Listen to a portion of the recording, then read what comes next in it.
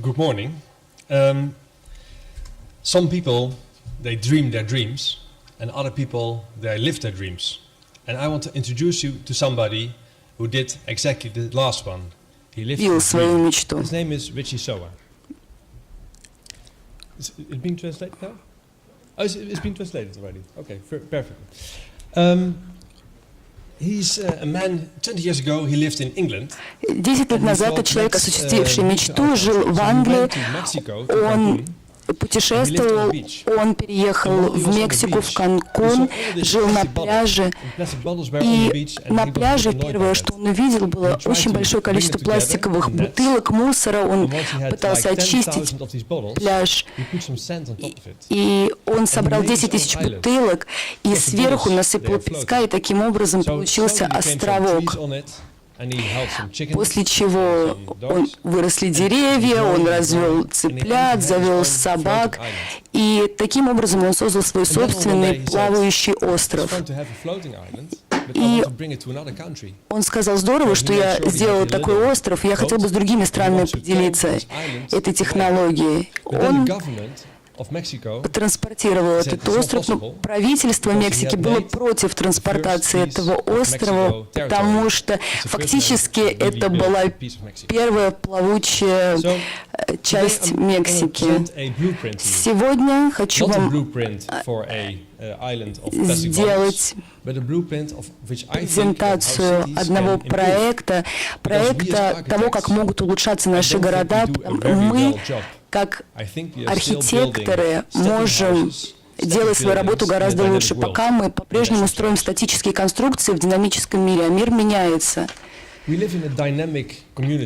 живем в динамическом, в развивающемся обществе. Все постоянно меняется.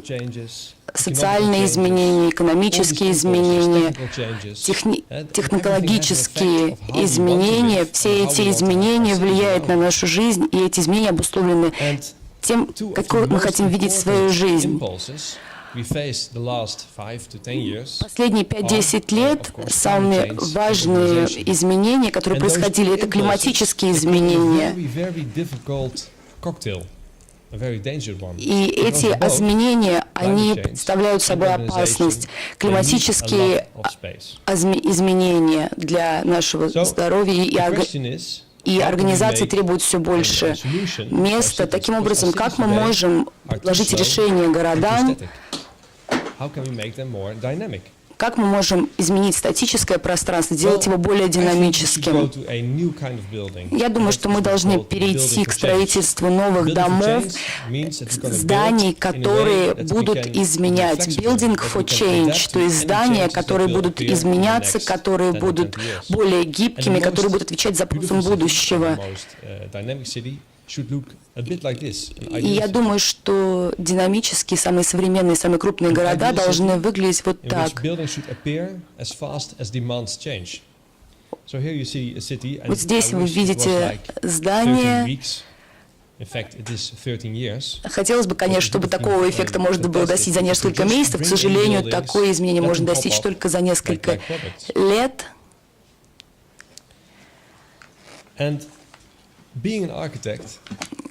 Работая архитектором, я думаю, что эта работа одна из самых сложных. Очень часто люди разочаровываются в результатах нашей работы. Если мы испытываем жажду, мы берем воду и пьем ее. Если нам нужна одежда, мы покупаем одежду. Если нам нужна машина, мы покупаем машину.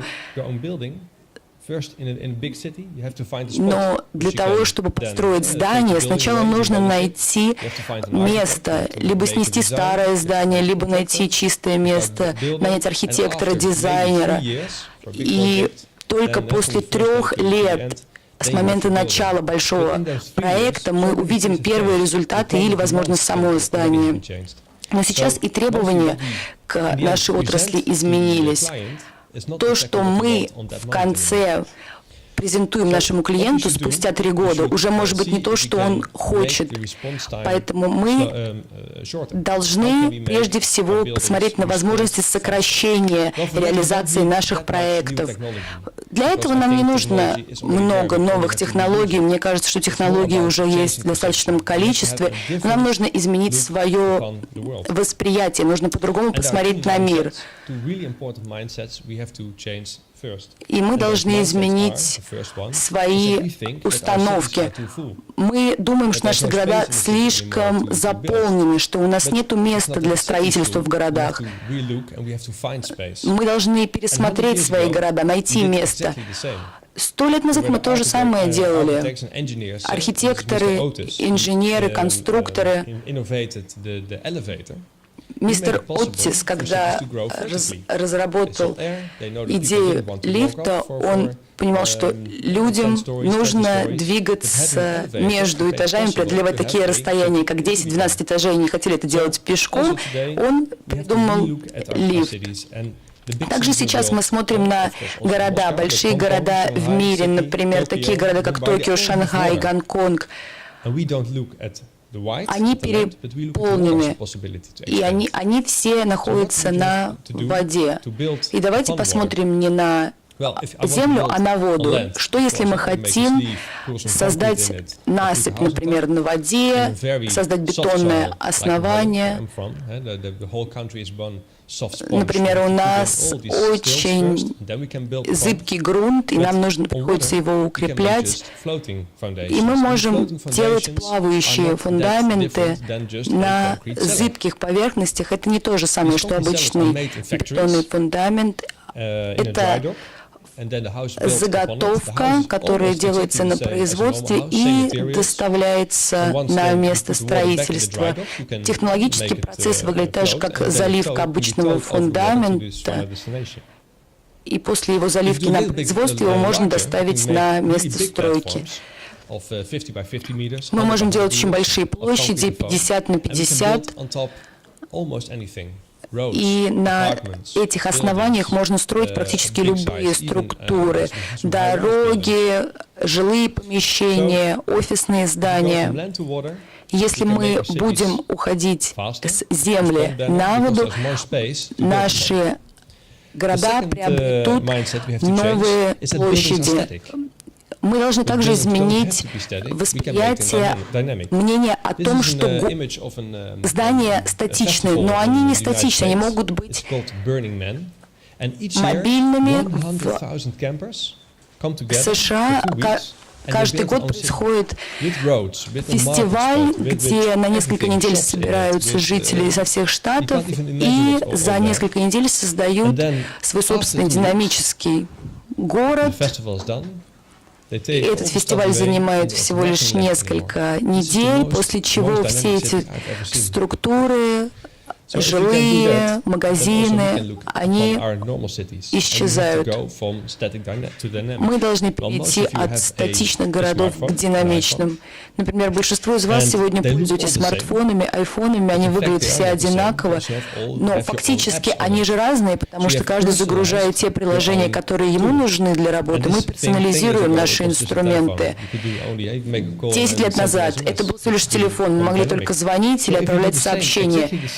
Если сейчас мы также социализированно подойдем к городам и добавим плавучие районы к нашим городам, то мы сможем присоединить их к материковой части города и сделать город динамичным. Мы можем перейти от земли к воде и таким образом реализовывать проекты быстрее, чем реализовываем их сейчас.